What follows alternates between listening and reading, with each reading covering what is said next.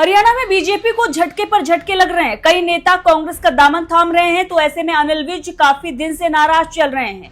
जब से उन्हें मुख्यमंत्री नहीं बनाया गया, उसके बाद से ही लगातार उनके बयान सामने आ रहे हैं। इस बात को लेकर भी उन्होंने खुलासा किया था कि नायब सिंह सैनी को मुख्यमंत्री बनाया गया, लेकिन इसकी जानकारी उन्हें नहीं दी गई थी, जिसके बाद उन्हें अपनी औकात पता चल गई है और उसके बाद से ही लगातार बयानबाजी कर रहे हैं। लेकिन इसी बीच नायब सिंह सैनी भी अब अनिल विज को टक्कर देते हुए नजर आ रहे हैं। जी हाँ, अंबाला, जो कि अनिल विज का गढ़ माना जाता है, अब अंबाला में हुंकार भरी है नायब सिंह सैनी ने।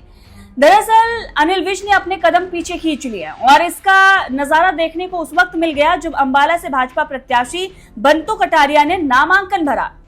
इस नामांकन को भरते वक्त केंद्रीय मंत्री गजेंद्र सिंह शेखावत थे, मुख्यमंत्री नायब सिंह सैनी थे, परिवहन मंत्री आसिम गोयल थे, कृषि मंत्री कंवरपाल भी थे, लेकिन यहां पर उस क्षेत्र के दिग्गज नेता अनिल विज नजर नहीं आए।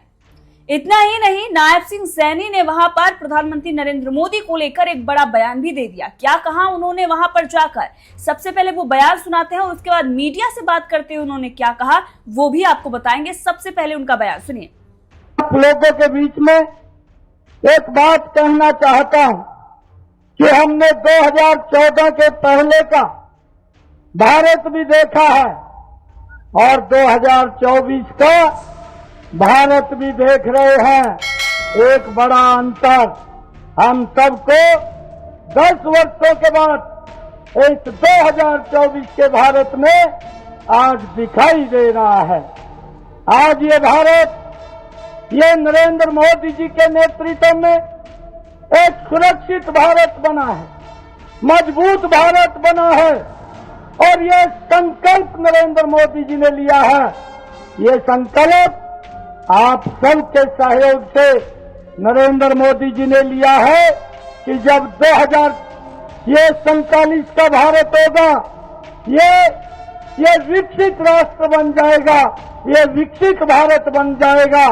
भाइयों, ये संकल्प नरेंद्र मोदी जी ने लिया है और उस संकल्प में हम सबका योगदान उसमें जरूरी है। तो आपने देखा अंबाला में कैसे नायब सिंह सैनी प्रधानमंत्री नरेंद्र मोदी को लेकर बयानबाजी कर रहे हैं, उनके कामों को गिना रहे हैं और वहां पर एक तरीके से जो दहाड़ है वो लगा रहे हैं। बताइए जा रहा है कि ये डैमेज कंट्रोल करने की कोशिश की जा रही है। नायब सिंह सैनी लगातार अंबाला में जिस तरीके से छाए हुए हैं, ये उस डैमेज को कंट्रोल किया जा रहा है जो अनिल विज की वजह से हुआ है। अनिल विज को मुख्यमंत्री का पद नहीं दिया गया, जिसके बाद उन्होंने अपने कदम पीछे खींचे और उसके बाद अब नायब सैनिक मोर्चा संभालते हुए नजर आ रहे हैं।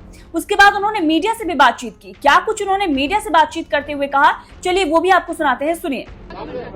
देखिए, लोगों का एक बड़ा उत्साह जो पूरे प्रदेश के अंदर देखने को मिल रहा है, ये डबल इंजन सरकार की नीतियों का परिणाम है। 10 वर्षों में जो काम किए हैं, गरीब व्यक्ति तक जो लाभ पहुंचा है, योजनाबद्ध तरीके से पहुंचा है। इन 10 वर्षों में नरेंद्र मोदी जी की सरकार ने और हमारी हरियाणा सरकार ने मिलकर के काम के ऊपर विश्वास किया है, ईमानदारी से काम किया है दोनों सरकारों ने, और दोनों सरकारों ने योजनाबद्ध तरीके से गरीब व्यक्ति के चेहरे पर मुस्कान लाने का काम इन 10 वर्षों के अंदर किया है।